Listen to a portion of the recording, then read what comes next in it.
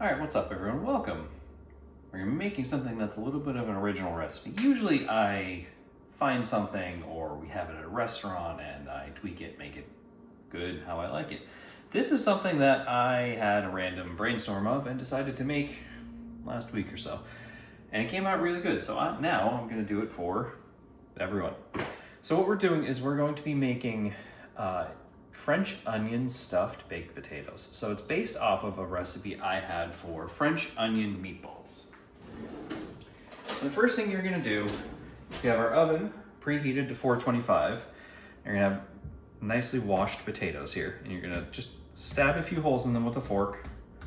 And this is so that they have, so that steam can escape them, because without that, you can actually have potatoes that will explode on you. And I said it before, make sure you wash them really well because you are likely going to be eating the skins. I usually do. It's where most of the vitamins and minerals are in a potato to make them healthy. So then we're gonna take and we're gonna put these on the middle rack of our oven. That's at 425.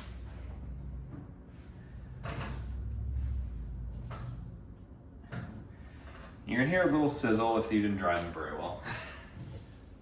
Kind of like I just did. So that's the first part of the prep. Now for this, those potatoes are gonna have to cook for a little over an hour. So we're gonna get some stuff together and come back a little bit later so that I can get that stuff prepped and just keep moving forward. So see you guys in a little bit. All right, so while our potatoes are cooking, get some of this prep stuff out of the way in a few parts here. We have a pound of ground beef. This is a super lean 93.7 blend, as well as three cloves of minced up garlic. We're gonna season pretty heavily with some pepper, some ground pepper, some parsley, thyme leaves, and a little bit of chicken bouillon. Now I know that sounds weird, but again, this is coming from a meatball recipe, and it keeps the meat from getting too dry.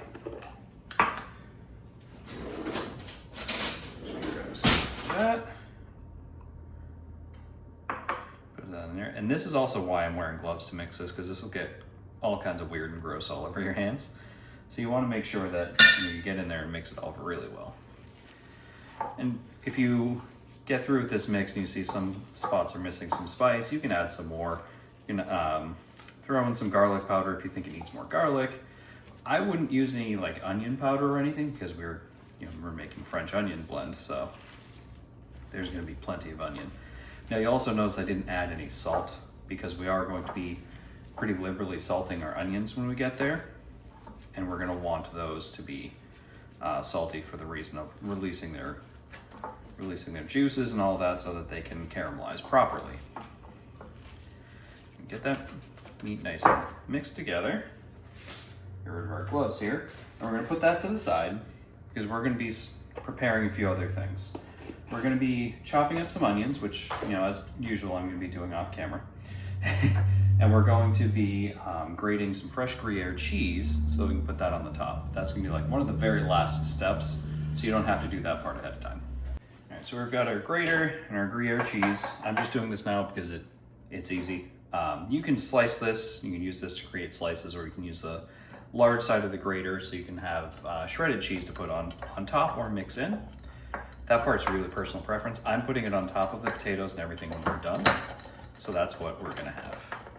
Now, if you can't find Gruyere cheese, because for some reason it's actually kind of difficult for me to find around here, you can use a regular Swiss, you can use cheddar, whatever you prefer. However, like a true French onion, you're gonna have a Gruyere cheese topper, usually like a crouton of some kind. So you're gonna want that to get that good, really good, authentic flavor. You're just gonna grate this. I'm gonna grate the rest of this. I probably won't even need to use all of it, but I have so little left that I'm just gonna grate all of this, and that will be what we're gonna put on top of our potatoes. And then once I'm done with that, I'll get working on all the onions, and I'll start filming once I'm done crying from all those onions. A friend of mine recently said the key to not crying when you're cutting onions is to not get emotionally attached. Bad jokes aside, because that's just awful. I've yet to find a hack that allows me to work with onions and not have them affect me. So if you know one, comment it down below. I'm willing to give it a try. But yeah, just gonna be standing here grating cheese for a few more minutes. I'm gonna get working on some onions and shallots, and we'll be good to move on to the next steps once we're ready for them.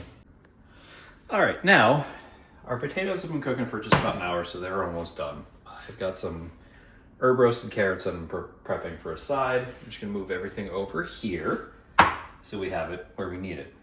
We have low sodium beef broth, it's beef stock paste. It's bouillon paste basically. A third of a cup of flour, and I forgot the butter. But we're also going to be doing a third of a cup of butter. Now, that is a quarter of a cup.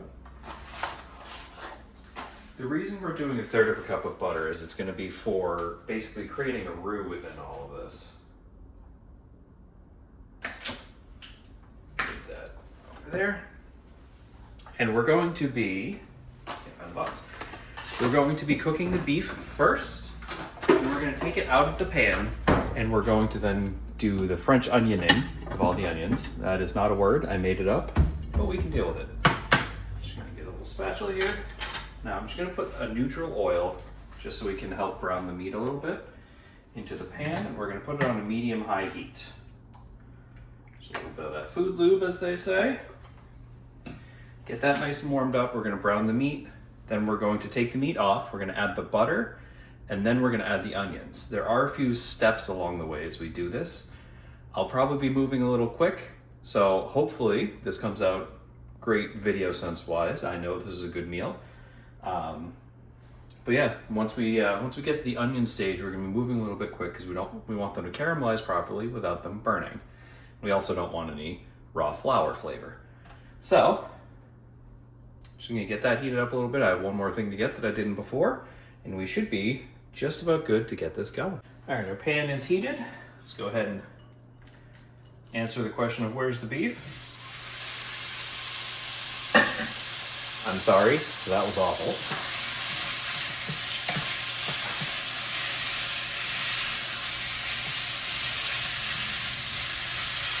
You want to be a little bit more careful than I am, because I just splashed myself with hot oil twice there. You want to just break up this beef and get it nice and brown.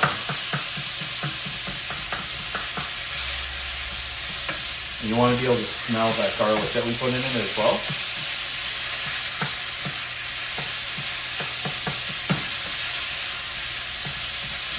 There we go.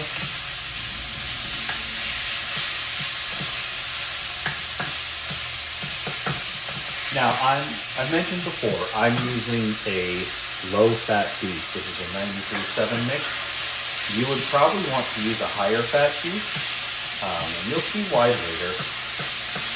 Without that extra fat, sometimes this can seize up a little bit, and that's why I mentioned you have to move a little quick once we get to certain spots, because the onions basically just are frying in their own liquid rather than in a lot of beef fat. You can obviously add some. I don't think that's worth it. As I've mentioned before, in my whole weight loss journey, I was looking to cut calories and certain things, so you learn to work with things a little bit differently. And I know this has a bunch of butter in it, but when you see how much it makes, it doesn't really make that much of a difference in the long run. Our beef is nice and cooked, so we're going to go ahead and take that out of the pan. We want to leave all that liquid in there because that's the fat we were talking about. And even though we're going to be adding the butter, we still want some of that beef fat in there. And again, if you were using like a 25% or even just like an 80-20 beef, or if you're using like a ground pork or something, which I wouldn't necessarily recommend, but it's an option, you would have more fat to work with. And we're trying to get the meat out without taking out all of that fat. And then I'm just going to shove this in the microwave for no other reason than it gets it out of the way, and it gets it out of, being out here for the cats to try to steal. And So we're just gonna throw that up there. I'm gonna reduce this down a little bit to a medium. It's gonna sound really angry, but the cold butter is gonna drop the temperature really quickly as well. So you're gonna wanna make sure you get that in there.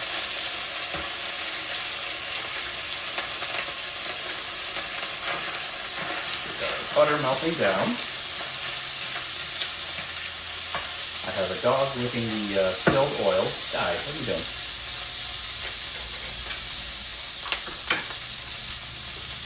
So once that butter starts melting down, you don't really want to brown it. You just want to make sure that the butter is melted. We're scraping all the little beef bits and any of the garlic that's on the bottom of the pan. Next, this is, I threw some paprika on there just for some color, but it's 3 yellow onions. It is about 4 garlic cloves and 2 shallots with salt, pepper, thyme leaves, and a little bit of paprika. And we're just gonna cook all of that in that butter and little beef fat mixture there. And we're gonna cook this until these sweat down and start to become a little more translucent and start to release some of their juices. And then we're gonna start adding some more. So I'm gonna cut this here and we'll come back when we're ready to add some more to the next steps. All right, our onions are pretty much getting there. Now, because we're doing this as just French onion style, not a true French onion soup, some of the steps might be a little bit different. So, next thing we're gonna do is we're gonna add our flour in, and we're gonna stir this around, brown our flour, because we don't want any raw flour taste, because that will be very unpleasant. Just gonna mix all that in there. And this is what I was talking about before, really, you'll see it like start to seize a little bit, but don't worry. You will be able to come back from this in a minute. You can see it start clumping together. You don't want to see any more of that white flour that you can still see in the pan a little bit. You want all that to be nice and cooked. Nice, good onion roux here. Next thing we're going to do is we're going to add our beef bouillon. We're going to take a tablespoon. The only problem with this stuff is it is impossible to get out of the spoon sometimes. Get that in there. We're going to take 2 tablespoons of white sugar. And then we're going to just cover everything with some low sodium beef broth. And give that all a stir. And it's going to create this almost soupy texture. And you're gonna keep adding beef broth as needed. I'm just doing a little bit to cover just to start because we want everything to get mixed. And I wanted to get that in there so that the sugar and that beef bouillon didn't burn. But you can see it's starting to turn into almost a paste, so we need a little bit more.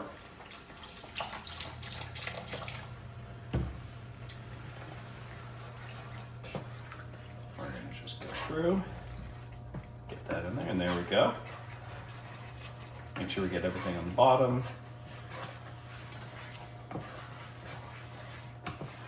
Now we have a nice French onion mixture. We're going to turn the temperature down to low. Throw just a tiny bit more stock in there because it's a little thick for what I'm going for. And we're going to add our beef back in.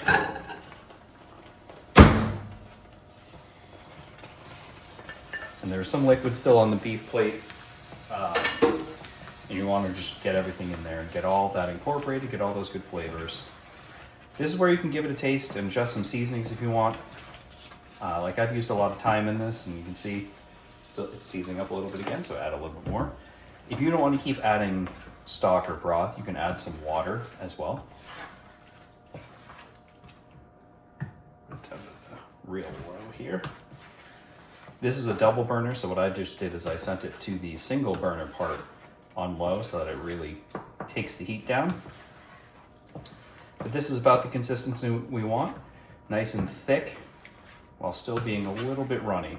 Because like I said, we're not making French onion soup. We're making something inspired by French onion soup. We're almost making a beef and French onion gravy. And the next steps, we're actually gonna be moving back over to the other side of the kitchen. So we're going to be setting back up over there. All right, say hi to Sherlock, everyone. So I'm only gonna do one of these on camera so you get the idea. We're gonna cut one of these bad boys open. Ideally, you want to not cut all the way through, but I need to sharpen this knife apparently. So you can have a nice split open potato.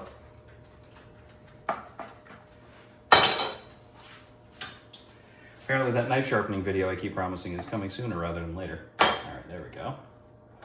And you're gonna grab a spoon and you're gonna scoop out the guts of this potato into our nice big mixing bowl here. Just gonna scoop out the middle. Sky is over here begging for baked potato and beef, but she's not gonna get any because of how many onions and garlic there's in there. Just throw that in there. And we're going to be mixing this with our French onion beef mixture. And that's going to be then just scooped right back into these potatoes, thrown onto the pan and thrown back in the oven. All right, there we go. Never use metal on your nonstick cookware. Just throw that in there. We're gonna mix all of that together. And this is the other reason why you didn't want this to be too thick, why I kept adding some of that beef broth, because you're gonna be mixing with these potatoes. You're effectively creating French onion mashed potatoes in this bowl. Then we're just gonna scoop this bad boy right back into that potato.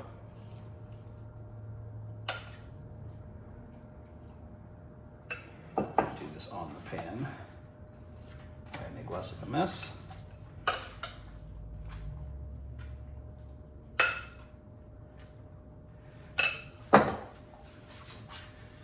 Now we're just gonna take our, don't even do it, Sherlock.